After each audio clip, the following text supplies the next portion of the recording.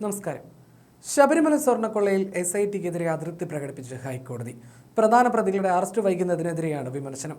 അന്വേഷണ സംഘം വിവേചനം കാണിക്കരുതെന്നും അന്വേഷണം വമ്പൻ സ്രാവുകളിലേക്ക് നീങ്ങണമെന്നും കോടതി പറഞ്ഞു. കുറ്റവാളികളെ സംരക്ഷിക്കുകയാണോ എന്നും കോടതി ചോദിച്ചു. ദേവസ്വം ബോർഡ് അംഗങ്ങളുടെ പങ്കാളിത്തം പരിശോധിക്കണമെന്നും കോടതി പറഞ്ഞു. ചില കുറ്റവാളികളെ ഒഴിവാക്കുകയാണോ എന്നും ശങ്കർദാസിനെയും വിജയകുമാറിനെയും പ്രതി ചേർക്കാത്തത് എന്തുകൊണ്ടാണെന്നും കോടതി ചോദിച്ചു. കേസ് അന്വേഷണത്തിൽ അലംഭാവം കാണിക്കരുതെന്ന് കോടതി വ്യക്തമാക്കി. ചില പ്രധാന പ്രതികളെ അറസ്റ്റ് ചെയ്യുന്നതിൽ അന്വേഷണ സംഘം കാണിക്കുന്ന കാലതാമസത്തിലും അലംഭാവത്തിലും അതൃപ്തിയുണ്ടെന്നും ഹൈക്കോടതി ഉത്തരവിൽ പറയുന്നു. ദേവസ്വം സ്വത്തുക്കൾ സംരക്ഷിക്കാൻ ബാധ്യസ്ഥരായവർ തന്നെ അത് നശിപ്പിക്കാൻ കൂട്ടുനിന്നു. സംരക്ഷകർ തന്നെ വിനാശകരായി മാറിയെന്നും കോടതി നിരീക്ഷിച്ചു. ശബരിമല സ്വർണ്ണ കവർച്ചാ കേസുകളിലെ പ്രതികളായ തിരുവിതാംകൂർ ദേവസ്വം ബോർഡ് മുൻ പ്രസിഡന്റ് N. വാസു, മുൻ administrative officer Murari Babu, Devaswom board മുൻ കമ്മീഷണർ KS ബൈജു എന്നിവരുടെ ജാമ്യാപേക്ഷ തള്ളിക്കൊണ്ടുള്ള ഹൈക്കോടതി ഉത്തരവിലാണ് കോടതിയുടെ വിമർശനം. ശബരിമലയിലെ ദ്വാരപാലക ശില്പങ്ങൾ, കട്ടിളപ്പാളികൾ എന്നിവിടങ്ങളിലെ സ്വർണ്ണ കവർച്ചയ്ക്ക് ആവശ്യമായ സൗകര്യങ്ങൾ ഒരുക്കിക്കൊടുത്തു എന്ന കേസിലാണ് പ്രതികൾ ജാമ്യഹർജി നൽകിയത്. നേരത്തെ സെഷൻസ് കോടതിയും ഇവരുടെ ജാമ്യഹർജി തള്ളിയിരുന്നു. ശ്രീകോവിലിലെ കട്ടിളപ്പാളികൾ ചെമ്പുപാളികൾ എന്ന പേരിൽ സ്വർണം പൂശാനായി കൈമാറിയ കേസിൽ മൂന്നാം പ്രതിയാണ് N. വാസു.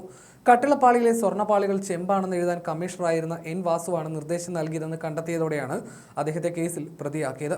ദ്വാരപാലക ശില്പങ്ങളിലെ സ്വർണ്ണപ്പാളികൾ കൈമാറിയ കേസിൽ രണ്ടാം പ്രതിയും ശ്രീകോവിലിന്റെ കട്ടിളപ്പാളികൾ കൈമാറിയതിൽ ആറാം പ്രതിയുമാണ് മുരാരി ബാബു. ഏഴാം പ്രതിയാണ് KS ബൈജു. 2019 മഹസർ തയ്യാറാക്കുന്ന സമയത്തും പാളികൾ ഉണ്ണികൃഷ്ണൻ പോറ്റിയുടെ പക്കൽ കൊടുത്തുവിട്ട സമയത്തും ബൈജുവായിരുന്നു തിരുവാഭരണം കമ്മീഷണർ. മുരാരി ബാബുവും ബൈജുവും രണ്ട് കേസുകളിലും ജാമ്യഹർജി സമർപ്പിച്ചിരുന്നു. അതേസമയം ശബരിമല സ്വർണ്ണക്കൊള്ളയിലെ അന്വേഷണം ED ഏറ്റെടുക്കും. കൊല്ലത്തെ വിജിലൻസ് കോടതി ED അന്വേഷണത്തിന് അനുമതി നൽകിയിട്ടുണ്ട്. EDക്ക് മുഴുവൻ രേഖകളും നൽകാനാണ് കോടതി ഉത്തരവ്. ക്ഷേത്രത്തിലെ സ്വർണ്ണ വിഹിതത്തിൽ വൻ തിരിമറി നടന്നെന്ന ആരോപണത്തിൽ എൻഫോഴ്സ്മെന്റ് ഡയറക്ടറേറ്റ് നേരിട്ട് രംഗത്തേക്ക് ഇനിയെത്തും. സ്വർണ്ണത്തിന്റെ ഉറവിടവും വിനിയോഗവും ED കണ്ടെത്തും. ഇത് സംസ്ഥാന സർക്കാരിനും ദേവസ്വം ബോർഡിനും കടുത്ത വെല്ലുവിളിയായി മാറും. സംസ്ഥാന സർക്കാരിന് വലിയ തിരിച്ചടിയാണ് തീരുമാനം. ED അന്വേഷണത്തെ പ്രത്യേക അന്വേഷണ സംഘവും എതിർത്തിരുന്നു. രാഷ്ട്രീയക്കാർക്ക് സ്വർണ്ണക്കടത്തുമായി ബന്ധമുണ്ടോ എന്നും കേന്ദ്ര ഏജൻസി പരിശോധിക്കും. ശബരിമലയിലെ സ്വർണ്ണ ഉരുപ്പടികളിൽ വൻതോതിൽ തിരിമറി നടന്നുവെന്ന ആരോപണത്തിലാകും പരിശോധന. ക്ഷേത്രത്തിൽ ഭക്തർ സമർപ്പിച്ച സ്വർണ്ണാഭരണങ്ങളും കാണിക്കയായി ലഭിച്ച സ്വർണ്ണക്കട്ടികളും രേഖകളിൽ ഉള്ളതുപോലെ സ്റ്റോക്കിലില്ലെന്ന പരാതിയിലാണ് നടപടി. സ്വർണ്ണമൊരുക്കിയതിലും പുതിയ ആഭരണങ്ങൾ നിർമ്മിച്ചതിലും വൻതോതിൽ ക്രമക്കേട് നടന്നതായി പ്രാഥമിക നിഗമനമുണ്ട്. ഇതിലെ കള്ളപ്പണ ഇടപാടുകളാണ് ED പ്രധാനമായും പരിശോധിക്കുക. സ്വർണ്ണക്കടത്ത് കേസിലെ പ്രതികൾക്ക് ഈ ഇടപാടിൽ പങ്കുണ്ടോ എന്ന കാര്യവും കേന്ദ്ര ഏജൻസി നിരീക്ഷിക്കും.